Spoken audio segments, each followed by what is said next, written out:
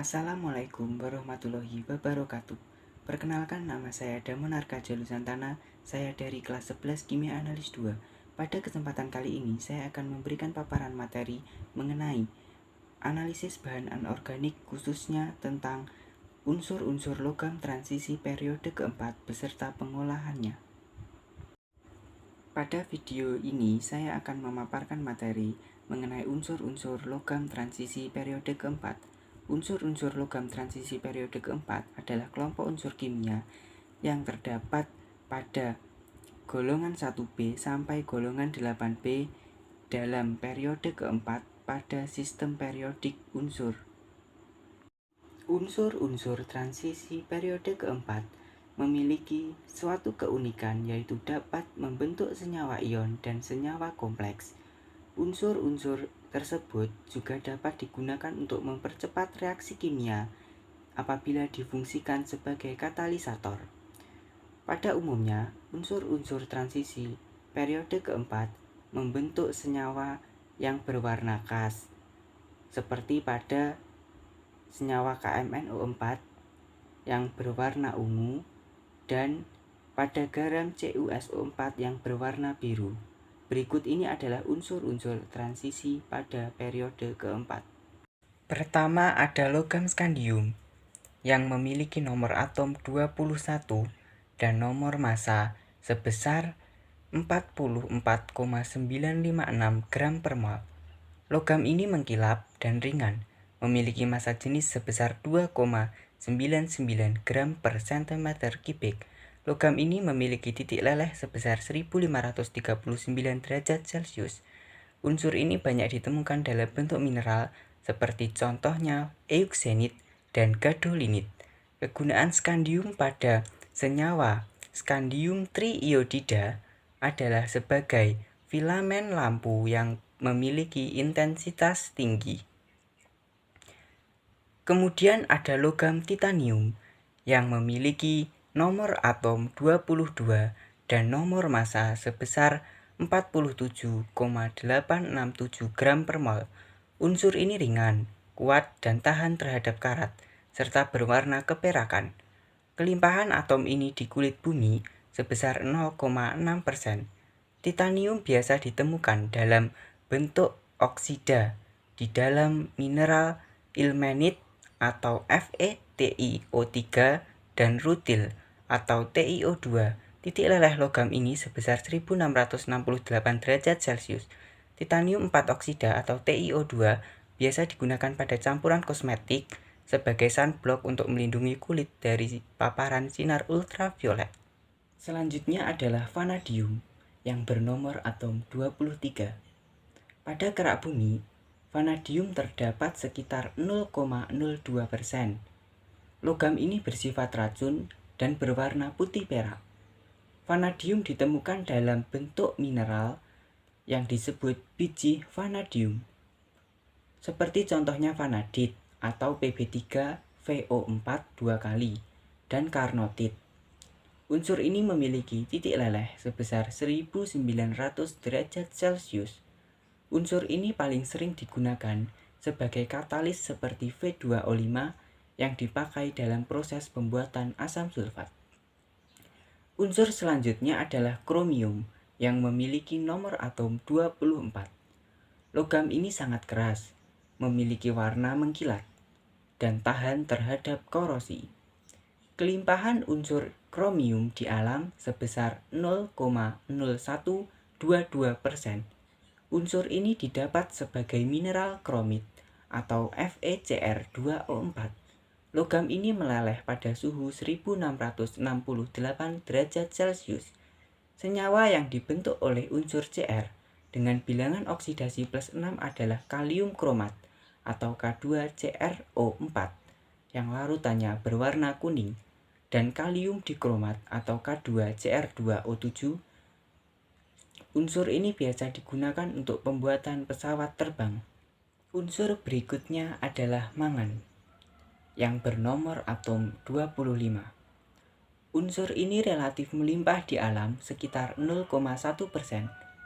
Salah satu sumber mangan ialah batuan di dasar laut yang bernama pirolusit atau MnO2 yang biasa disebut batu kawi. Titik leleh mangan sebesar 1245 derajat Celcius. Unsur mangan dalam bentuk oksida digunakan sebagai salah satu komponen penyusun baterai kering, yaitu mangan 4 oksida. Unsur keenam adalah besi yang bernomor atom 26.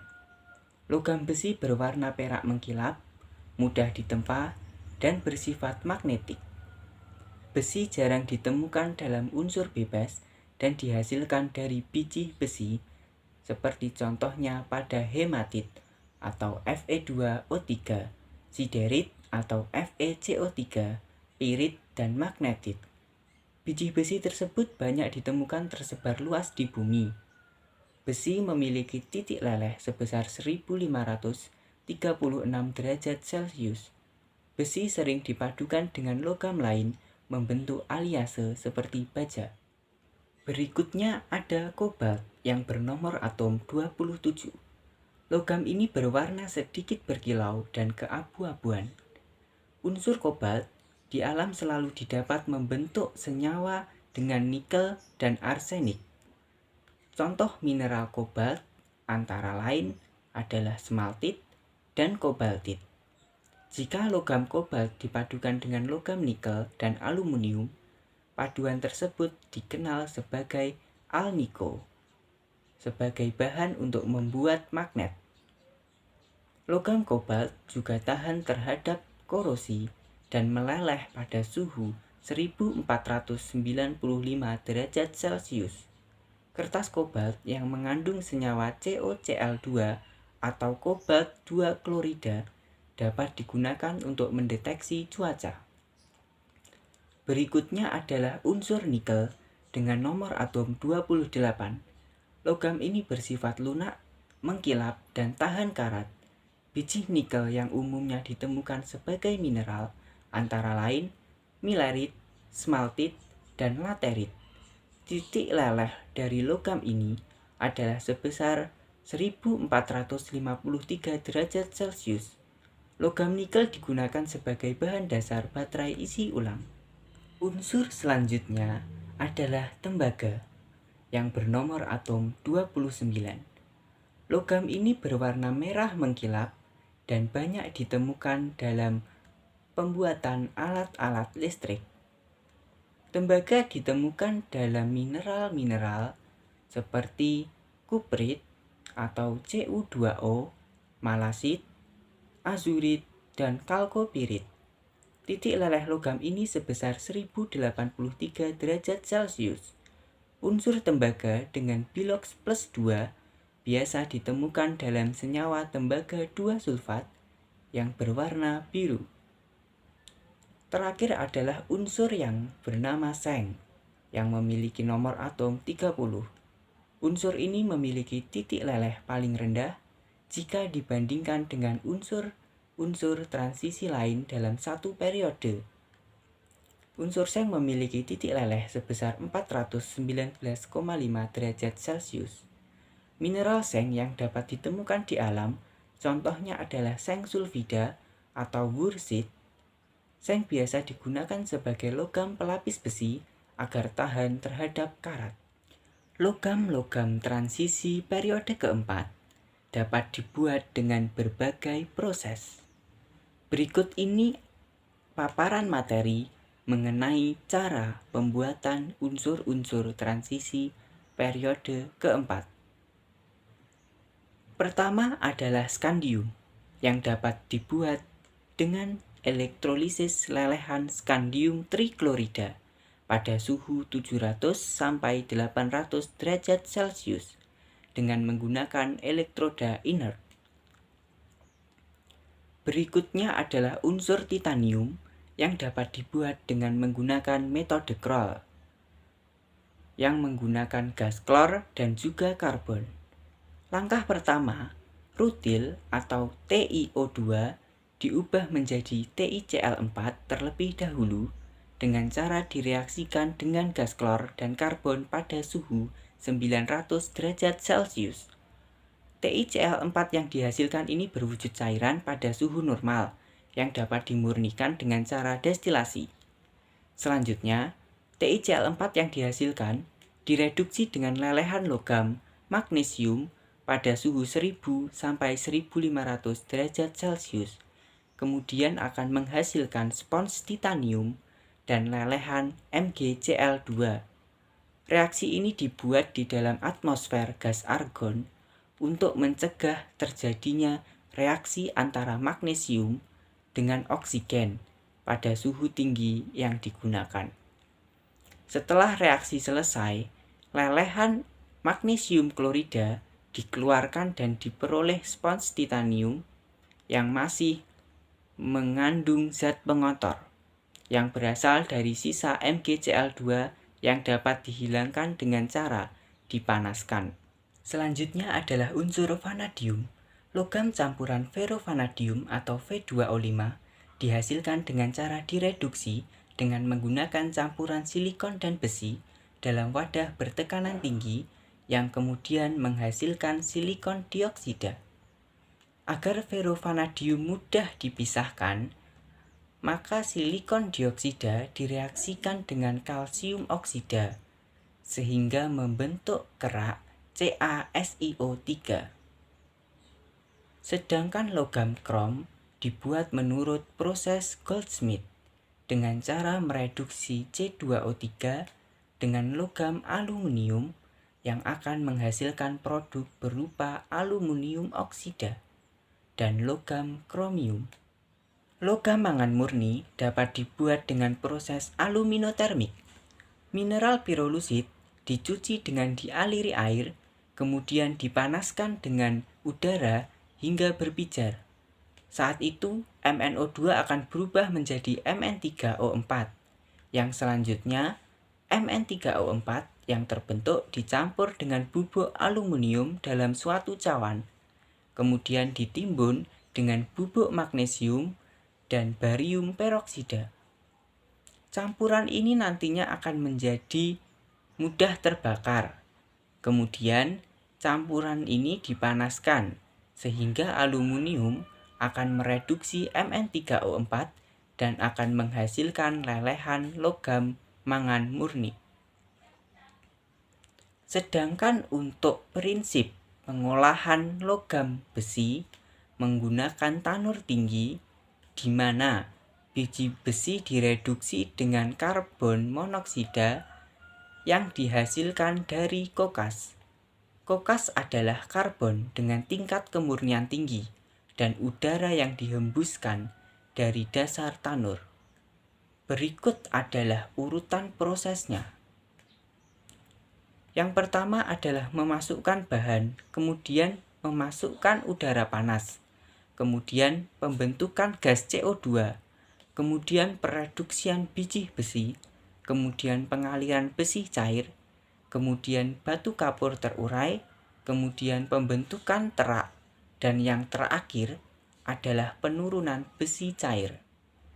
Untuk pengolahan biji kobalt dilakukan sebagai berikut. Pertama, dilakukan proses pemanggangan kobaltit yang akan menghasilkan kobalt 3 oksida dan senyawa arsenik trioksida. Kemudian, kobalt 3 oksida direaksikan dengan asam klorida untuk menghasilkan kobalt 3 klorida dan air. Zat-zat lain seperti Bi2O3 dan PbO diendapkan dengan gas H2S.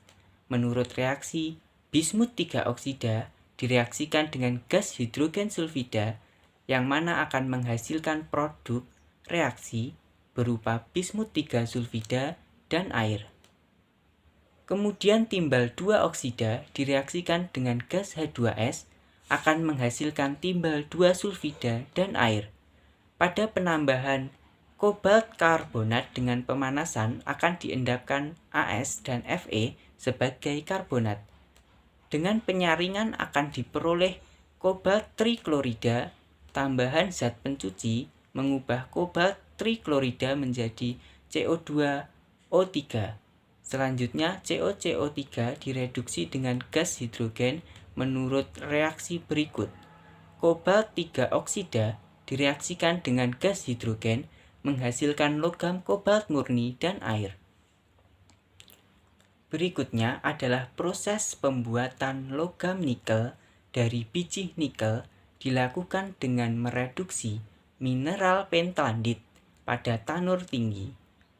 Proses ekstraksi logam nikel ini berlangsung dalam 2 tahapan, yaitu tahap pertama pemanggangan dengan mereaksikan biji nikel dengan gas oksigen sehingga menghasilkan oksida nikel.